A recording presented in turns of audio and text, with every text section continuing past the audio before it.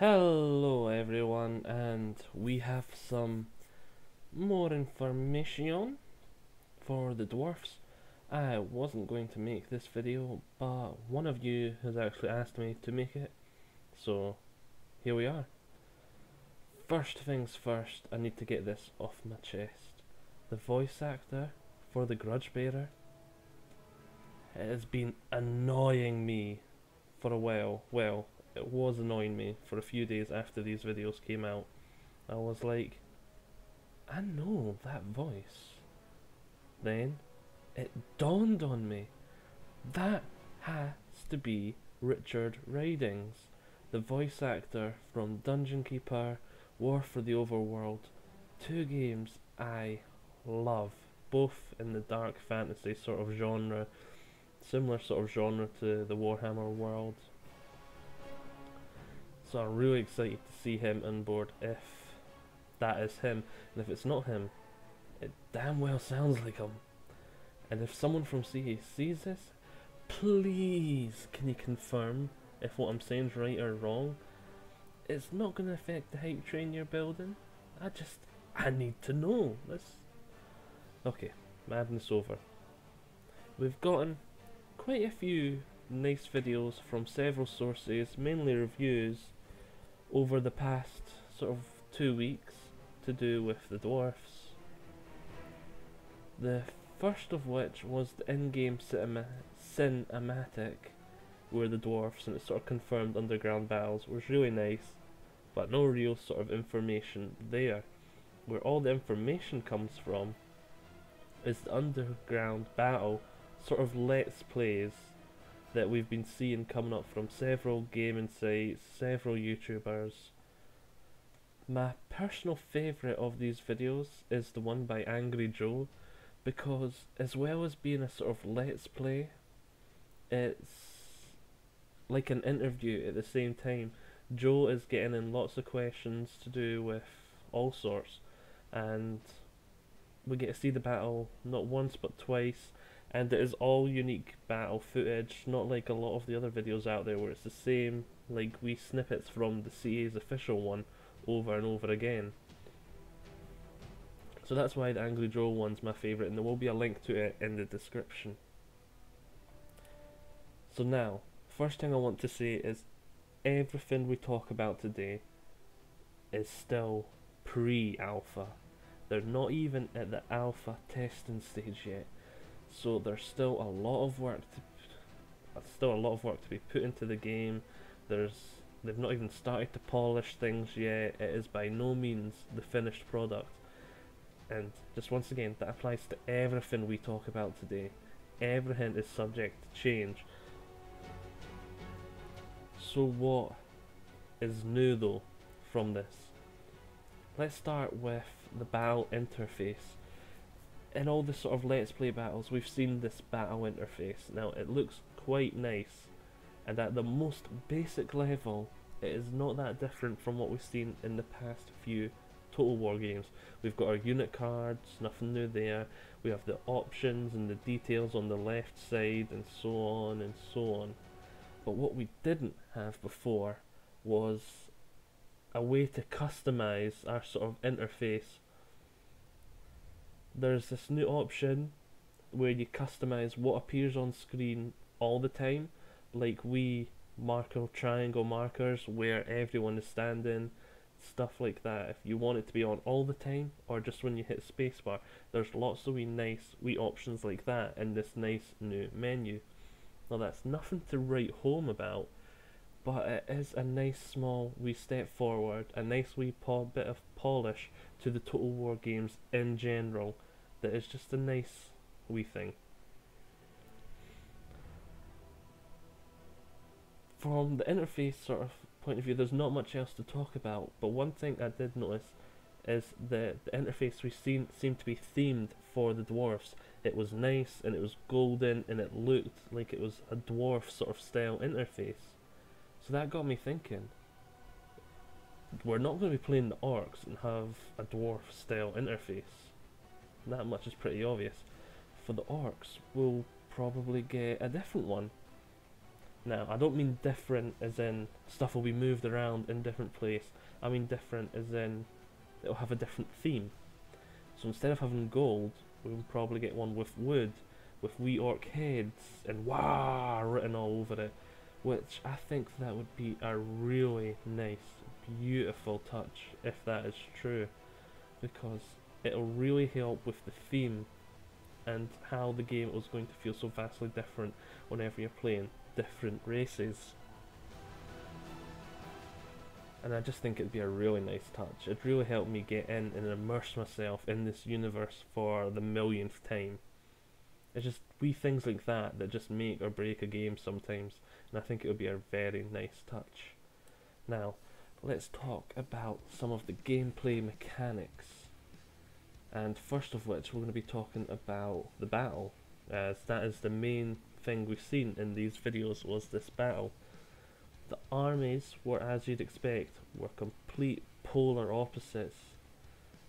The dwarfs had a very, very defensive playstyle, not really moving from where they started much at all, whereas the orcs and goblins were all over the place.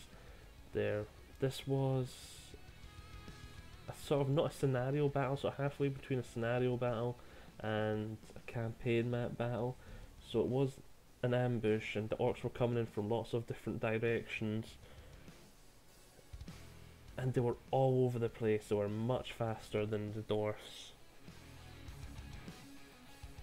And from what I've seen of the two armies, I definitely recommend the dwarfs more to a newer user, because they seem to be much easier on new players.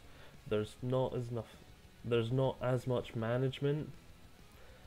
Their troops seem to be less of them, but they're stronger, and they're sort of more organized. You don't need to be maneuvering as much to make the most out of your troops, because your troops really can't maneuver much compared to other armies. The dwarven ranged weapons as well tore the enemy to ribbons, so their playstyle was exactly how I predict them to be, and it seems to be much easier for new sort of style players. Whereas the orcs and goblins were a vastly different machine, so to speak. They were very fast, had lots of different types of units with different roles. They were constantly needing to take the flanks and use their superior numbers. Well, take the flanks and in combination with their superior numbers to take the dwarfs on. Their artillery also was not that great. The artillery in the battle was in the form of doom diver catapults, and whereas this unit is incredibly fun, I didn't notice it make any real impact on the battle at all, on the dwarven line at all. No impact from the doom divers. There was a much larger impact from their monstrous creatures like the giant and the Arachnarok spider. So with these two very vastly different playstyles, I see this game having so much more replayability than any other Total War we've seen to date. It's almost like it's going to be a different game for each race, and from what we know from before, it's going to be like that on the campaign map as well.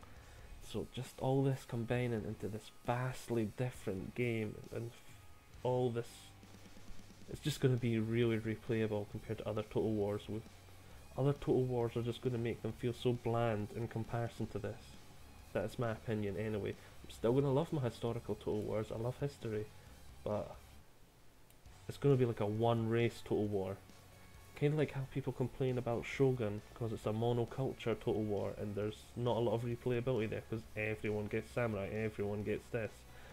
It's sort of a bit like that, but on a much grander scale. Okay, now let's talk about the heroes we've seen. I was a wee bit surprised to see that there was no option to attach the heroes to a unit, sort of how you do in the tabletop. But when I looked back at their older videos, they always really looked like they were one-man units.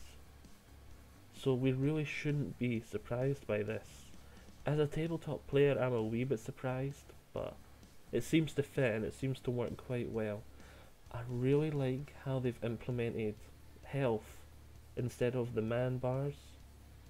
Well, you've still got, for most of your units, the health of the unit will still be shown as the number of men left, but for your heroes and your monstrous creatures, they have like a HP bar instead, an actual HP bar, instead of the number of men left as like the HP bar, if you sort of understand what I mean. Like, it was the Grudge Bearer had like a couple of thousand HP, the Thane had a couple of thousand HP, the Ragnarok Spider had its HP, and instead of seeing like it just being all the time full green bar because there's one man left, as he lost his HP, it went down. So I felt that was really nice because I was a wee bit worried that it was just going to be always green until they died, and we wouldn't have a good indication on how much health the unit had left. But they have not confirmed my worries, they have in fact countered them, so that is quite nice.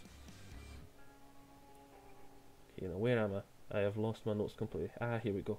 Magic items. We also got to see some of the magic items the Grudge Bearer and the Thane had acquired in action.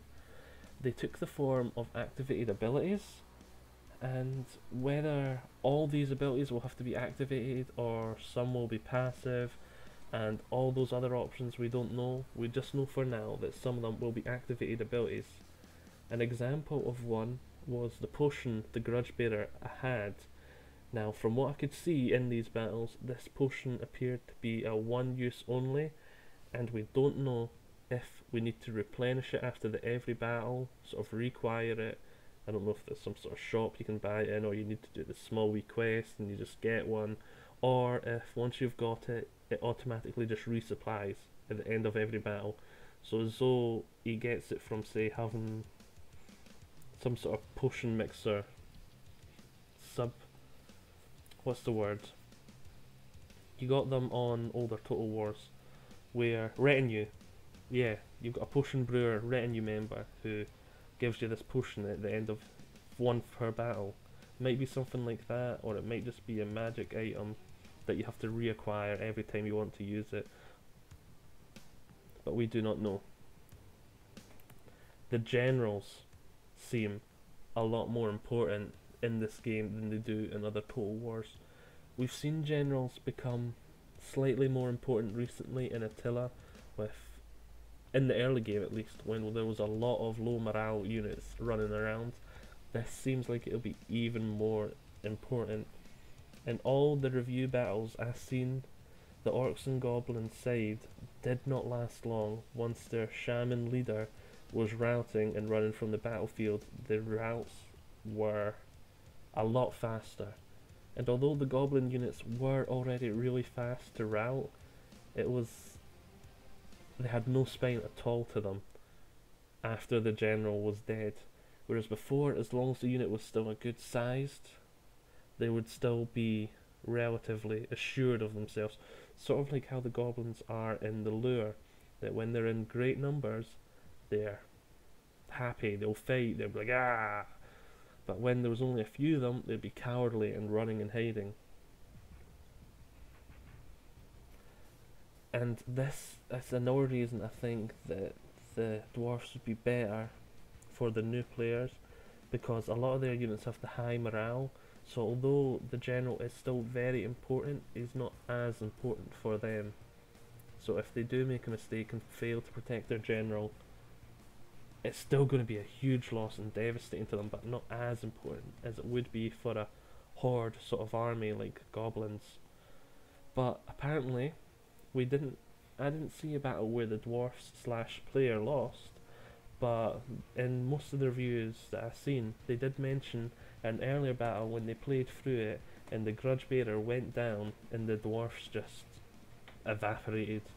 So it sounds like it'll be devastating for them as well, but I don't expect it'll be as devastating, if you get what I mean.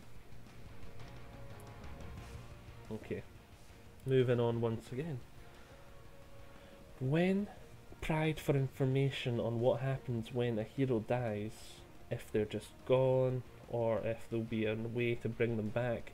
CA just stated that they weren't talking about the mechanics of that just yet. Now, this could mean nothing, but on the other hand, it could mean we might be able to save our defeated heroes as well as our legendary lords. Unless CA was just meaning it was the legendary lords they talk about at a later date and their heroes just die. So it's one of those, don't really take anything from it, because it could mean either way. It might have just been a miscommunication and they were talking about the legendary lords, or it could mean we might be able to save our dead heroes. Now, as this was battle gameplay, we didn't get much information on the campaign map itself, but we did get one golden nugget about these underground battles and how they will commence. Once again, the battle we've seen was a quest battle to be undertaken by the player for some reason or another in an optional side sort of storyline for the race's legendary leader. But other underground battles will also take place when you try to use the underground passageways that are on the map. One of the reviews described these as shortcuts through the mountains, where another described it more like a stance from older Total Wars. Force March, for example, from Rome and Attila. But what these reviews did agree on, though, is that it is a very high risk, high reward maneuver, as you will often be ambushed in the tunnels as you make your move. Now, if this is a free army for the ambusher, or only if they have one in the area, we got no comments on that, just that it was a very high risk, high reward sort of maneuver. And yeah. When asked if this was sort of dwarf specific, and if we'll see other races interacting with underground, all that CA stated was that, well, you can see the orcs and goblins are underground in this battle. So once again, this could mean nothing, but it could mean we'll see the different races reacting and interacting to the underground in different ways, adding more variety to the campaign game and giving it more replayability. Or it could just mean that it's mainly a dwarf thing, but other races get a look in, sort of like dwarfs often go underground raiding, and the goblins have their whole underground thing going on, and so it's really another wait and see. We also found out that whenever a dwarf is under siege, it'll be an underground battle, which we all seen this coming when they even mentioned Total War Warhammer back in the day. It was like one of the first questions that was asked when they said Total War Warhammer was, how are you going to do the dwarf sieges without underground battles? Does that mean there will be underground battles? And it was just this big question mark up until a couple of weeks ago when all this information sort of came available. Well, that's probably been one of my longest information videos. I hope you have all enjoyed it, and well, stay tuned for next time. Bye-bye.